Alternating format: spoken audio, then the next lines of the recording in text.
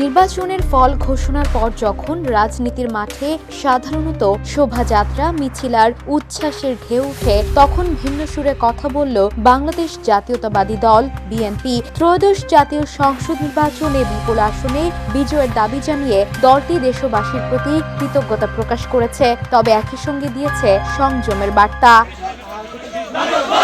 বৃহস্পতিবার দলটির পক্ষ থেকে প্রকাশিত এক বিজ্ঞপ্তিতে জানানো হয়, বিজয়ে উল্লাস না করে দেশব্যাপী দোয়া ও প্রার্থনার কর্মসূচি পালন করা হবে। শুক্রবার জুমার নামাজের পর ঢাকা সহ সারা দেশের মসজিদে মসজিদে দোয়ার আয়োজন করবে দলটি। সাবেক প্রধানমন্ত্রী ও বিএনপির চেয়ারপারসন খালেদা জিয়া এর রুহের মাগফিরাত এবং দেশের শান্তি সমৃদ্ধি কামনায় এই কর্মসূচি নেওয়া হয়েছে বলে বিজ্ঞপ্তিতে উল্লেখ করা হয়।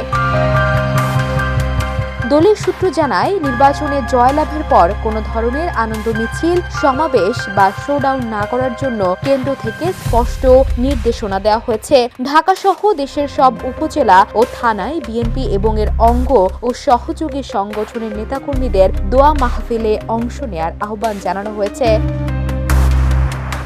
বিএনপি জানিয়েছে, শুধু মসজিদ নয়, দেশের মন্দির, গির্জা, প্যাগোডা সহ অন্যান্য উপাসনালয়েও সংশ্লিষ্ট ধর্মাবলম্বীদের প্রার্থনায় অংশ নিতে অনুরোধ করা হয়েছে। রাজনৈতিক বিশ্লেষকদের মতে, নির্বাচনের পর উচ্ছ্বাস নিয়ন্ত্রণে রেখে সংযম প্রদর্শনের এই কৌশল নতুন রাজনৈতিক বার্তা বহন করছে। দলটির পক্ষ থেকে বলা হয়েছে, গণতন্ত্র পুনরুদ্ধারের লড়াইয়ে জনগণের সমর্থনই তাদের সবচেয়ে বড় শক্তি। ভোটের লড়াই শেষ, এখন অপেক্ষা সরকার গঠনের আনুষ্ঠানিকতার। তবে প্রথম প্রতিক্রিয়ায় বিএনপির বার্তা স্পষ্ট, উল্লাসের চেয়ে কৃতজ্ঞতা ও প্রার্থনাই যেন প্রাধান্য পাচ্ছে। Desk Report, The News.